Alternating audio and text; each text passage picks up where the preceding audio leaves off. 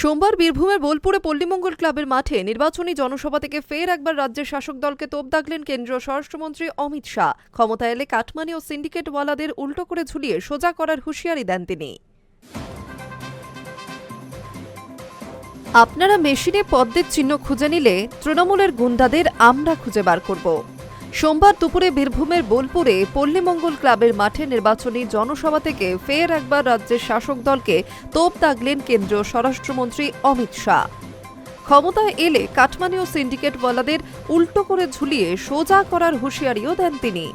এদিন ফের অনুপ্রবেশ ইস্যুতে তৃণমূল সরকারকে তোপ দাগেন অমিত শাহ। জনসভায় দাঁড়িয়ে বদলা নেওয়ার হুমকিও দিয়েছেন শাহ। ময়ূরেশ্বরের বিজেপি কর্মীদের উপর অত্যাচারের অভিযোগ তুলে অমিত শাহ তৃণমূলের নেতা কর্মীদের 23 এপ্রিল ঘরে বসে থাকতে বলেন, না হলে 5 মে খুঁজে খুঁজে বার করে জেলে পাঠানোর হুঁশিয়ারি দেন তিনি। রাজ্যের মানুষ যাতে বোমার জবাব ব্যালটে নেন সেই বার্তাও দিয়েছেন অমিত শাহ। বোলপুরের সভা থেকে কেন্দ্রীয় স্বরাষ্ট্রমন্ত্রী তৃণমূল সরকারের দুর্নীতি নিয়ে তোপ দাগেন। 26,000 শিক্ষকের চাকরি, পুরো নিয়োগ দুর্নীতি, রেশন দুর্নীতি, মনরেগা দুর্নীতি, প্রধানমন্ত্রী আবাস যোজনার দুর্নীতি নিয়ে তৃণমূল সরকারকে আক্রমণ করেন তিনি। মহিলাদের নিরাপত্তা প্রসঙ্গে তিনি বলেন, রাত 1টাতেও মেয়েরা স্কুটিতে বেরোতে পারবে, এমনই বাংলা বানাবো। কোনো আরজিকর বা দুর্গাপুর হবে না, মেয়েরা সুরক্ষিত থাকবে সর্বত্র।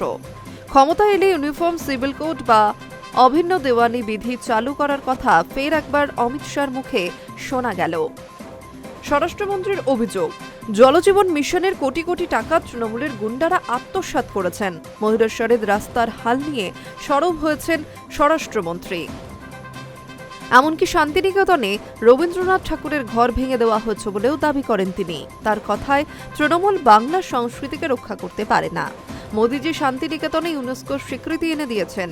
বাংলা ভাষাকে শাস্ত্রীয় ভাষা বানানোর কাজ মোদিজি করেছেন।